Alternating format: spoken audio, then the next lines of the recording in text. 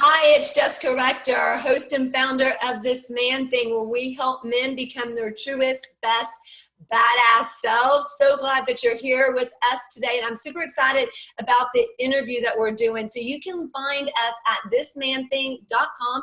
You can also join our free Facebook group at thismanthing.com/groups, where men are getting much needed community and support and advice from other men who are just like them. Sometimes you feel stuck or alone in whatever you're going through, and these men are here to connect with you and give you some no BS feedback so you can move forward and make massive progress.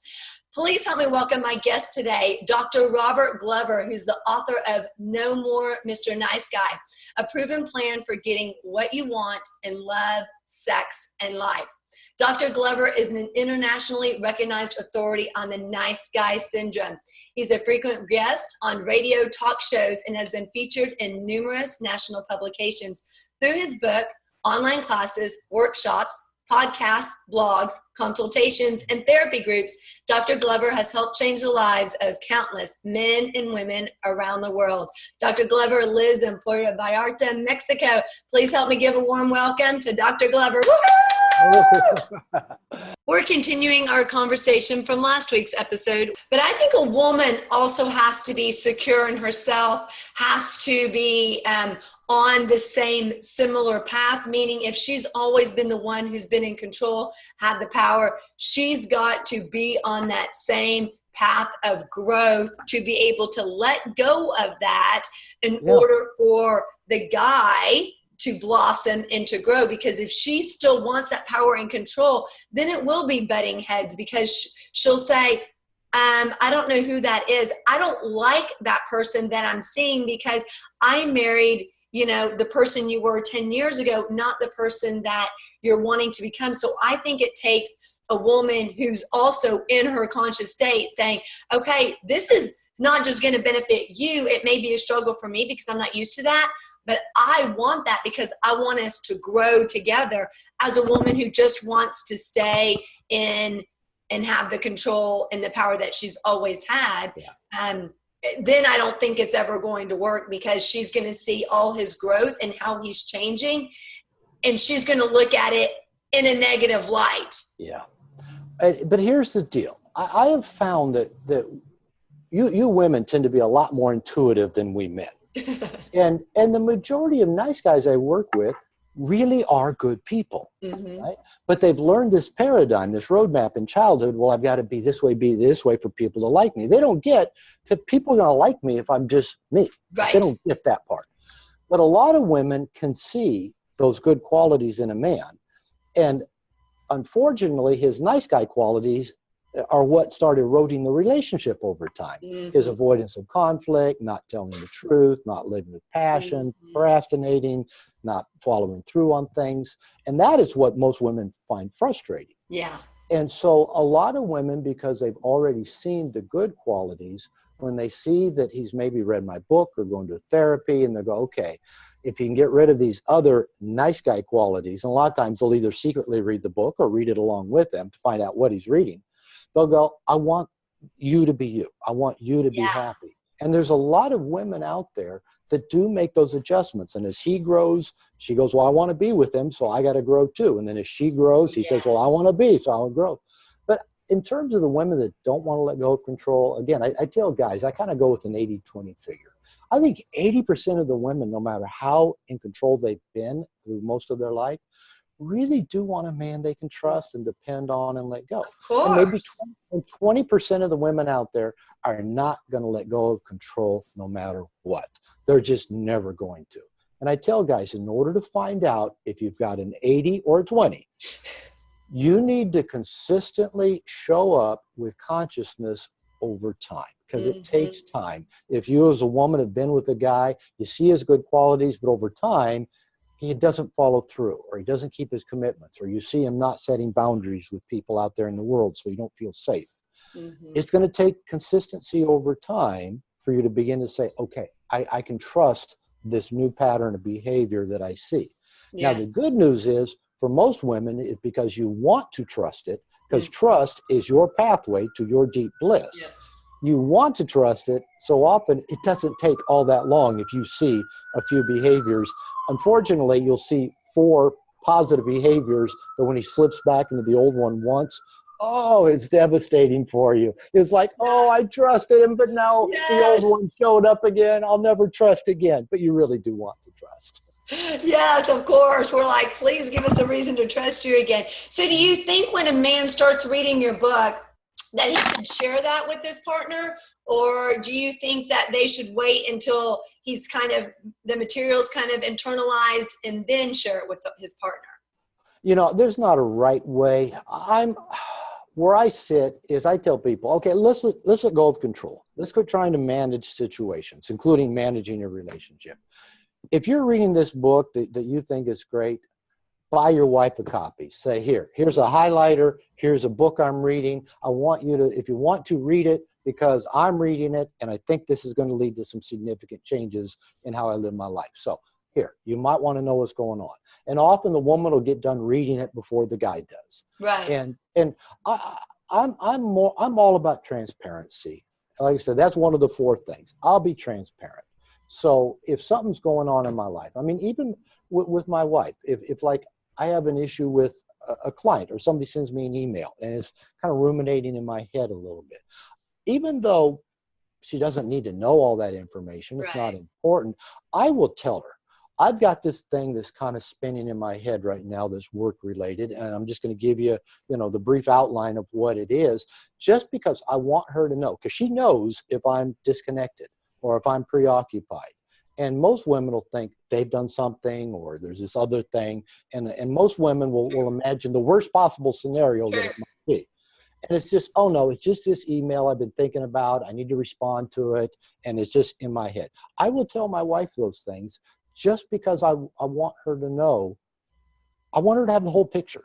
Right. And for women, that's what makes you feel safe. And then she often gives me some very good, to the point advice for dealing with the situation. Sometimes I'd already decided that. Sometimes I hadn't thought of it yet. I go, oh, I'm glad I shared that with you. Women are really good at reading into everything.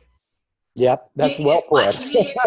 You use take care when you end the phone call with them. They're like, okay, I'll never hear from him again. Who says take care? Why don't you just say bye? Like, or I'll talk to you later. Take care. You're like, okay, I guess I'm not talking to that person again.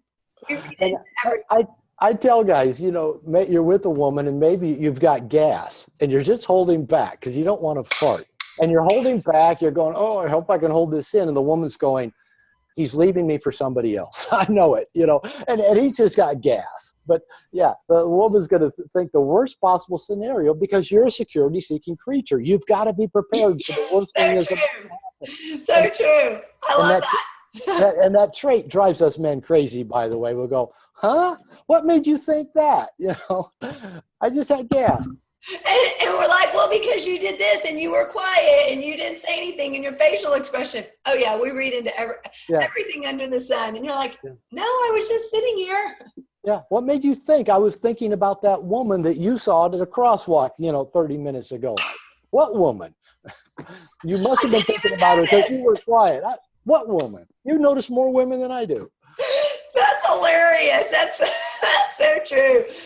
I get in trouble because people tell me I read into everything. I'm like, I can't help it. Like I'm a thinker. So No More Mr. Nice Guy covers a range of breaking free activities. You have them throughout the book. So how, as a father, would you recommend fathers or parents introduce similar activities during formidable years to develop children's sense of individuality and self-determination?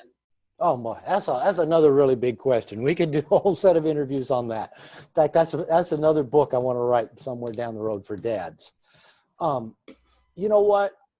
I came across something years ago, and it was just simple. The best gift parents can give to their children is to love each other. Moms and dads loving each other is the best gift you can give their kids. I do a guided reparenting imagery of something I've recorded. In fact, it's one of my podcasts people can download. But I use it in some of my online classes. And it's a real simple reparenting. It's just a visualization of being a young child. The person imagines themselves at 3, 4, 5, 7 years old. and they walk into the living room. Mom and dad are sitting next to each other, smiling, having a conversation, holding hands. When they see us, they smile. They come get in their lap, and mom hugs us, and dad does our hair. Yeah. And then they say, okay, we're going to go on a picnic and go get ready and go have a picnic. And we sit and eat and play ball with dad, and mom and dad are affectionate to each other. And then the day ends and go home, and they tuck us in and kiss us and good night. And it is amazing how many men say, that scenario is so completely unrealistic. Mm-hmm. That just doesn't happen.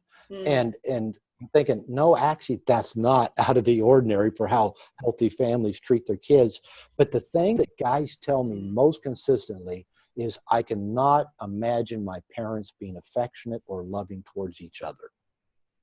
That blows me away. I mean, my parents had big issues, but they were consistently loving and affectionate towards each other. And I know that had an impact on me as a child, in spite of the issues they had. And okay, say, you know, you and your ex, you're divorced, you're co-parenting, whatever. And maybe you having a fond affection for your partner. The kids don't get to see that. But going back to what makes a woman feel safe with a man, if a man's living a life with purpose and passion and consistency and integrity, and a woman sees that and feels safe and attracted to it, children will as well. Because children are also security-seeking creatures. Right. And if they know they can trust on dad's consistency, his honesty, his paying attention to detail, that makes children feel safe. It makes them feel loved. It makes them feel like their needs are important. Mm-hmm. And they internalize that the world is like my dad. I can go out in the world and trust that I will be loved and valued, and I can get my needs met. So I give the same advice to dads in regards to their children that I've been giving to them here about how to relate to a woman. And it pays off the same. Gosh, I love that. I never thought of that, because you're right. When you were describing that scenario, I was like, do people really do that? Do people really do that? Like, that sounds like something you would see in like a Hallmark movie or something. Yeah. But I don't think that I've ever talked to men who would describe their childhood like that, describe, you know, their parents as loving and, you know, to each other. And so I think also what happens is, when they don't see that modeled for them, how do they then do that in their own life? They don't, that seems foreign to them. If they don't see the people who are closest to them in life when they're growing up do that, they're not learning that in school. Yeah. Right? They're not learning that. So how do they learn to do that in their own relationships as adults? Yeah. And then they end up like all the rest of us, when we go out and bumble our way through our relationships, trying to figure out, how come this isn't working out the way I thought it would? How come I keep recreating my parents' relationships? You know, and so, yeah, that's what I'm teaching dads. I'm teaching men, whether they're single, in relationship, parents, not parents, is if you live your life on your terms with integrity, honesty, consciousness, compassion, you're going to make a difference in the world. You're going to be attractive to women. You're going to make your children feel safe and loved. And the world will be a different place, because that's the way you walk the planet every day. Yeah, I think but it stems from them having a secure sense of who they are in order to even do that. If they're too in their head trying to please their spouse or be a yes man, they're not showing up as they really are anyways. And if they're not showing up who they are, if they don't know, I mean, a lot of men in my experience and the clients I work with, they don't even know who they are, because they've been told who they need to be, or they've been trying to please other people. So when I ask them, who are you, like outside of your roles, a lot of guys don't know. And so how can they show up that way if they don't even know who they are, like, because they've never been taught those things in school and they haven't had good role models? It's like the things that I feel like the things that we need to know most as adults, we're never taught. We're never taught how to have a boundary, how to make your needs a priority, how to ask for what you want. So, and you're absolutely right. And I know, especially when I had a private practice and was doing a lot of groups with men, and I'd say, okay, let's start by talking about how to make your needs a priority. And I get that like dumbfounded look. What do you mean my needs? And I go, okay. And I'd hand them a legal pad. And I'd hand it over to them with a pen. I said, okay, let's start. Let's start by just making a list of some things you can do to make your needs a priority. And I've had countless men just stare at the paper and literally say, I don't know where to start. And so I found for a lot of guys, I'd say, okay, what did you like doing when you were a kid? I liked drawing, or I liked riding my bike, or I liked climbing trees, or I liked doing Lego things. And I'll go, okay, let's start there. Let's get you out riding a bike. Let's get you a drawing pad and get you starting to draw again. Let's get you, buy you a set of Legos and start putting stuff together. And it's interesting if you can get men to think of what they liked as little kids, not what they were told they should like. Exactly. What did they like? And most of them have long given that up because they've internalized, well, I can't make my needs a priority. I can't waste time doing things just because I enjoy doing it. And ironically, many of these men waste a lot of time looking at porn on the internet, playing World of Warcraft, surfing the internet, watching sitcoms on TV. Well, they do waste a lot of time, but it's usually stuff that doesn't grow them, doesn't fulfill them. It's junk food. It doesn't feed their soul. And so that's where I'll often start. Let's start with stuff you liked as a kid. But I think oftentimes they don't make their needs a priority because they think they're told it's selfish. They're told they need to provide, protect, preside, like they need to do all these things for other people. And so they think, well, if I make myself a priority, my needs a priority, I'm going to be egotistical. I'm going to be selfish. And then what? No one's going to love me. No one's going to want to be around me. And it's quite the opposite. I mean, I tell everyone, I have no qualms about telling people I was put on this earth to be Jessica Rector. I just happen to be my son's mom, but I was not put on this earth to be Blaze's mom. I was put on this earth to be Jessica Rector. And in being Jessica Rector, I will be a better parent because I recognize that I need to take care of me before I can take care of him to the extent that I need to. But I don't think men are taught that. I don't think men think about their own self-care or what fills them up. I think that's like, what is that? You know, I've asked that question to men and they're like, what is that? I don't even know what that means, Jessica. What does that mean? You're right. And you've hit the nail on the head. And so many nice guys, this includes me, either feel like we're bad if we have needs, or we're evil if we have needs, or people are going to get angry if we have needs, or if we ask them to help meet our needs. But the core thing is we tend to believe everybody else's needs are more important than mine. Yes. And I can't get my needs met until everybody else's needs are met. And this is a silly little example. My wife and I flew up to LA and then Seattle this weekend. It was my mother's birthday, Mother's Day. We surprised her. And she didn't know we were coming. And my wife had just recently gotten her travel visa as a Mexican to travel to the U.S. So my mom did not know. That's cool. So we dropped in for a couple of days, then flew back down through L.A., spent a night with a friend of mine, came back yesterday. We're tired. We're unpacking. It's been a very quick weekend. I got all my stuff unloaded from my suitcases and unpacked, and my wife had a few things. So I laid down on the bed. It's right over here to my left. That's why I'm kind of pointing that way. And I got out my Kindle and just started some of my meditation reading that I hadn't done in the morning because we were trying to catch a plane, traveling. And so I just lay in the bed to read. The fan's on. It's hot here in Puerto Vallarta. And my wife was still unpacking and arranging and putting some stuff away in the bedroom. And I was laying on the bed reading, feeling anxious and guilty the entire time, thinking she's going to be mad because I'm taking care of myself while she's still up busy putting stuff away.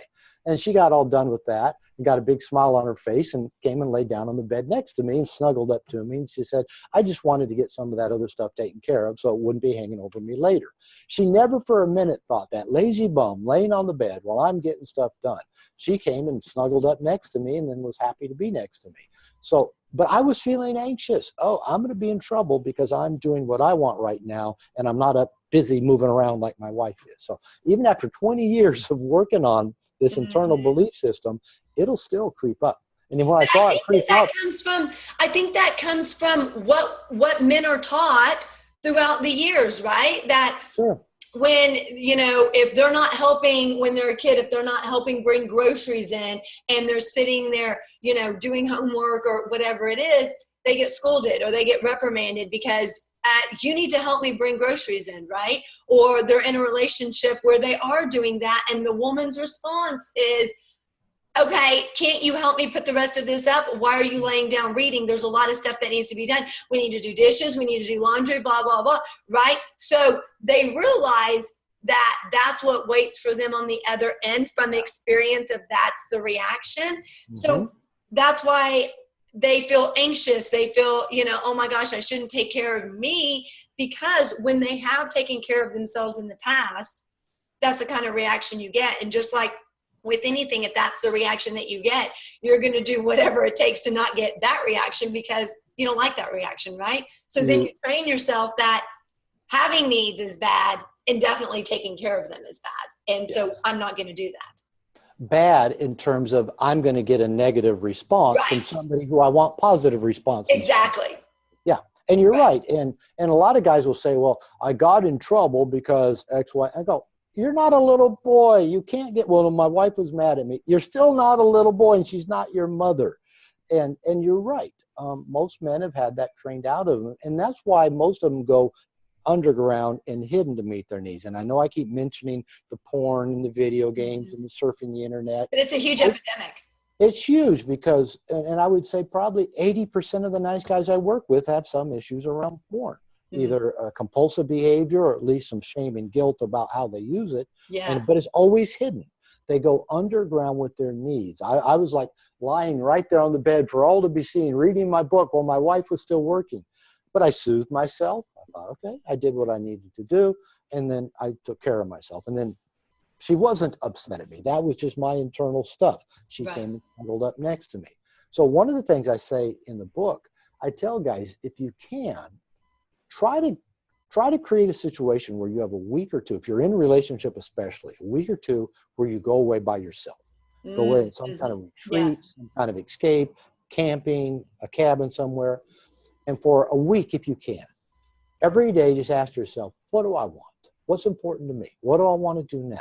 And learn to live life on your terms. Learn to say, this is what I want. And then do your best to come back in and do at least some of that in relationship with your partner. But be open and transparent about it as well. Let your partner know what you're doing. Okay, I'm going to take a few minutes and I'm going to read. If you need anything, let me know, but I'm going to read for a little bit. Maybe you should write a book for women about what we're talking about, how women better responding, women, being more like that kind of stuff. Because even if a man comes in and says that, if a woman's not used to it, how is she going to react? And then that's going to turn the man right back if he hasn't done it and he doesn't stand firm in who he is and has conviction in what he's saying. He's going to revert right back to the way he was before, right? And so I'm just thinking, like, with all of this stuff, we can help men. That maybe somewhere down the road you should write a book. I'll give you a preview. The book I'm working on is around a subject that I call positive emotional tension. It's about how men can show up. Basically what you and I are talking about, how they can show up that gives women that feeling that you're talking about, that women want to deeply connect with the man. Well, there's going to be the three sections. One section is principles of positive emotional tension. One section is going to be common emotional tension mistakes men make, but there's going to be a section on common emotional tension mistakes women make. Yay! And one of them is when women want or feeling a sense of disconnect from their man, instead of creating positive emotional tension that draws him in, they'll create negative emotional tension that actually draws him in, but in a way that doesn't feel good for anybody. Yes. You'll slam a few kitchen doors. You'll drop a glass in the sink. You'll walk by without saying a word, but we know that that's negative emotional tension. And you girls don't have to go to school to learn how to do it. You just seem to know how to do it. Maybe you've been doing it on the playground with your girlfriend since you were I'm not your friend anymore. I'm not going to talk to you. And so it's negative emotional tension you withdraw, but the desire is to get the person to move towards you, right? I love it. Yeah. But it doesn't serve your purposes well. Right. So things like that will be in the book, where hopefully as a guy I can lovingly teach women, if you truly want a deeper connection, don't pull away from your man, find a way to invite him to come closer Yes. to you. And I think women need that. And here's the thing. I think if a man says it, it's going to resonate more with a woman says it, because, you know, I'm trying to attract this amazing guy in my life. I don't want to hear what a woman's opinion is on how to, on what to do. I want to hear what a man thinks I should do, because my girlfriend's going to come from a point of view of a woman. I want a man, you know, so I think you saying that is going to resonate so much more with women than if there was a woman saying that exact same thing, because you're a man, and that's what we're that's what we're attracted to, right? That's what you're attracted to. So thank you for that encouragement, because I know it must be true, because I already told you some of the things you've said during this interview. I want men to hear, because when they hear it from me, they think, oh, you don't know what you're talking about. But when the women say, yeah, the exact same thing that I'm trying to tell guys, is good. So, all right, I appreciate the encouragement. Yeah. They're like, oh, well, there's got to be some truth to it if a woman's saying it, although it's the exact same thing you said. Yeah, I know. Funny. So has any perspectives changed in the book? The perspectives from the book, have any of them changed since you've written it? And if so, which ones? Or are they pretty similar to what holds true now? You know, I would say that it holds amazingly true. And I finished writing the book. Well, the book was published in 2003. And I'd finished writing it at least 3 years before that. And it took about 3 years to get it published. So, but I've continued to work on myself and have experiences and work with countless nice guys and women since then. And maybe the biggest, well, two things that have changed significantly. One is that after my divorce in 2002, I became single for the first time in my adult life. So I actually had to learn how to be a single guy. And then that defined my life for 10 plus years. And so that I changed a lot and learned a lot from that experience. So that's one thing, body of knowledge that is new that I didn't have when I wrote No More Mr. Nice Guy. But maybe the most significant piece is I focus a lot on toxic shame in No More Mr. Nice Guy. And I say that nice guy syndrome is fundamentally a shame issue. But I now add to that I think it's also an anxiety issue. That I think those two go hand in hand, that the nice guy is trying to hide things about themselves because of their sense of inner shame. But you also have, coupled with that, the anxiety, kind of like you were talking about. If the guy's been trained all his life, that if he makes his needs a priority, he's going to get a negative reaction. Well, he doesn't make his needs a priority, not so much out of shame, but out of an anxiety that I'm going to get a negative reaction. And so that's probably one of the bigger pieces that I now have added to kind of that mix that I wrote about in the book.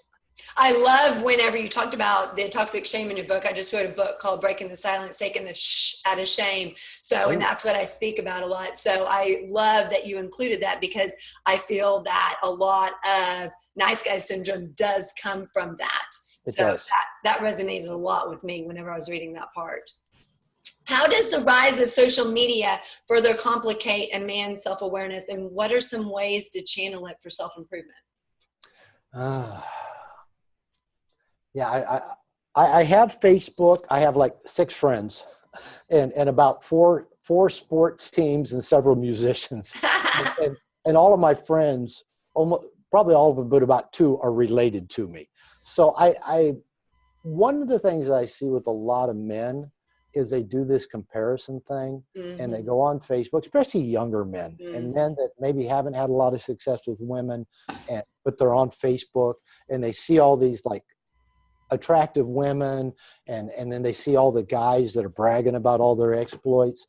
And for a lot of guys, and women do this too, women probably do it more than men, but since I mainly work with men now, a lot of them start comparing themselves. Well, I don't have that great life, or I'm not good looking like him, or I didn't buy his, especially the guys I work with from India. Well, my cousin bought his parents a Lexus. He's a good son. I'm not a good son. I'm thinking, oh my goodness.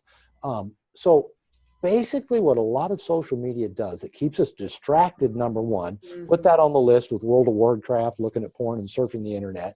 And it keeps you comparing yourself, usually in negative ways. Absolutely. And then trying to present yourself in the best light possible, which just keeps reinforcing what you and I have been talking about, is you don't have to present yourself in the best light possible. Just be you. Now, unfortunately, most younger people's lives revolve around primarily Facebook, but other social media things as well. And kind of like if they didn't have that, they wouldn't have any way to be connected. So it's a reality. But I would tell men and women both, number one, limit the amount of time you're actually looking at Facebook and social media. Don't have your phone where the notifications are turned off, where it doesn't ding at you every 17 seconds. Oh, what's posted.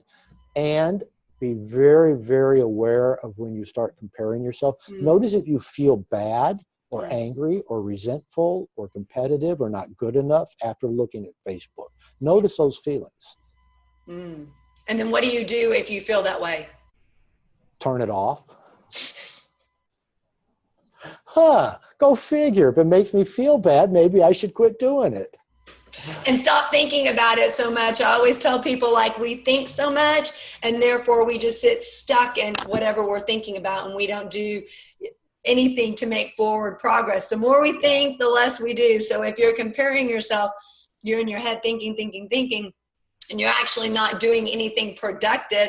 And then you get sad and you get upset and you get mad and disappointed. Well, instead of doing something to change that, right? Like turn it off or saying, okay, well, I'm not happy with fill in the blank. What can I do to change that? What action can I take right now? And most people don't do that. Yes. And I've got an iPhone. It's sitting right next to me. I'm talking to you on a Mac. I've got another computer downstairs. I've got an iPad. I mean, I've got all the technology. It lets me live anywhere I want in the world and work wherever I am.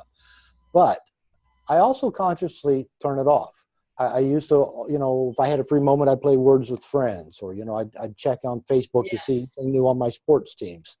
And now at times when I have that impulse to just check when I have a free moment, I just leave it off and I just breathe a minute, just be still and look around me and, okay, I'm in a beautiful place right this moment, and just enjoy that moment. So learning to practice some mindfulness has been really helpful in that process. And that's a whole nother interview in itself as well. So what's one thing that a guy who may be thinking he's Mr. Nice Guy, what's one thing that's kind of going to be a red flag that A, he is, this is a two-part question, A, he is a Mr. Nice Guy, and what's the first thing besides grabbing your book ASAP and reading it, what's something else that he can do to change that and to start really standing in his power and take back control of his own life? Okay. Probably a good signal that you could be a nice guy is that you're feeling frustrated either in your love life or your relationship. That's where most men find me, either when they're having frustration dating or tracking women or getting laid, or they're in a marriage that isn't satisfying, is unsettling, or they're getting divorced. What about at work? Are people nice guys? Oh, yeah, but that's a whole nother question. Let me answer your other two first. Yes, I have a class. I teach an 8-week online class called Nice Guys Don't Finish Last. They Rot in Middle Management because of their nice guy behavior. So, yes, it worked. But usually where they're often the most frustrated is around love. Right. Not being able to get love, or their love relationship is less than satisfying, or they're just ended. So, yes, if you seem to chronically feel frustrated around love, relationships, odds are you're following a roadmap or a paradigm that isn't taking you where you want to go, and it could be a nice guy paradigm. The things I tell men early on is don't try to do it alone. Don't try to change it alone. We men are self-sufficient. We're loners. We'll figure it out. We'll go into our head, as you said, and think it out. But the problem is, I think it might have been Einstein that said, I'm paraphrasing loosely, if you try to solve a problem using the tools that created the problem in the first place, it's not going to help. Okay? Oh, yeah, I love that. So we got to go get other tools for our toolbox. So don't try to do it alone. You didn't internalize toxic shame alone. You did it with help of your family, your church, and society. You didn't become an anxious person on your own. So don't try to do it alone. Go to a 12-step group, find a men's group, get connected with your guy friends. Don't try to make changes by yourself. Get a coach. Do something to help you in the process. So that is my number one answer. Don't try to do it alone. And then from there, usually the things nice guys, for me, this is where I started working, was being honest. telling the whole truth, connecting more with my guy friends and spending time with men, and consciously working at making my needs a priority. Those were the 3 things I consciously mapped out. I got to work on these things when I started working on once I realized my nice guy syndrome, what it was. That's what I started working on. So I want to address very quickly number 2. You said connecting with your guy friends. A lot of guys that I've spoken to in my group don't have a lot of guy friends, or they have the guys that they've known 20 years, but they wouldn't talk to them about this stuff because I've known them for 20 years and we don't talk about that kind of stuff, thought. Or they've gotten to a point in their life where they've somehow been distanced from guys that they've been friends with. So they feel really isolated and alone, and they don't have a lot of guy friends. What do you say to those guys? Okay. Do what I did. Well, and now they can have Facebook to help them do it. That didn't exist 20 something years ago when I started working on my stuff, but I'd gotten so enmeshed with my wife. I was always just hanging around her, trying to please her. And I thought if I ventured away too far, she might be upset at me about something and I wouldn't be there to fix it. Yeah. So, I just told her, I told her I'm going to start connecting with guys. I started going back to the gym again. I joined a racquetball league. When I was working out at the gym, if I saw the same guy more than 2 or 3 times, I would introduce myself to him. I like that. I started playing volleyball. I joined a pickup volleyball league that was going on. One guy that I met through that had just started going back to the gym after his baby had been born. She was about a year old at that time. We got to be buddies. We made other friends. We started a softball team. We started taking road trips to watch baseball games with guys. Oh, yay! I joined a men's group that was led by a therapist directly talking about men's issues. I went out and looked for ways to connect with men. And that's been 20-something years ago. I still have to consciously look for ways to connect with men. It's an ongoing process with men. You women kind of naturally stay in touch better. We men, we'll go 2 years without talking to our best friend, check in, and nothing's ever changed. We still can connect in just fine. Yeah. But we need more. As even when I went up to visit, I mentioned going up to visit my mother in Seattle this weekend, flying up and flying back. I stopped at my buddy's house because he lives in LA. So every time I go to Seattle, if I can stop in, either going up or coming back, I do. Just because it's a way to have some male time with a good friend. Awesome. Well, tell all the men listening where they can find you and where they can connect with you. Okay, you can find my website. It's easy enough. It's drglover.com, just drglover.com. If they want to Google No More Mr. Nice Guy, until recently I said if you Google No More Mr. Nice Guy, Alice Cooper and I come up 1 and 2. The last time I checked, I think I'm in the top 5 spots. I've bumped Alice Cooper down to about 6. Yeah. So I'm actually kind of proud of that. So just go to drglover.com. I have online classes. I have workshops and seminars, lots of free materials, podcasts. So do that or just Google No More Mr. Nice Guy. Thank you so much. I appreciate you being here. I loved having you and chatting with you. Jessica, thank you. It's been a blast. I highly recommend his book, No More Mr. Nice Guy. I actually found out about it because several guys through this man thing recommended the book. And I said, okay, everybody's like raving about this book. I've got to go check it out. And it was an eye-opener for me as a female. And I know there are several guys in my group who highly recommend it. So go check out No More Mr. Nice Guy. And again, find out more about us at thismanthing.com and join our free Facebook group where men are becoming their truest, best, badass selves at thismanthing.com. You can connect with me directly at jessica@thismanthing.com, or you can also find me on facebook.com/thismanthing. Until next time, have a wonderful, fabulous day. Thanks for joining us. Bye-bye.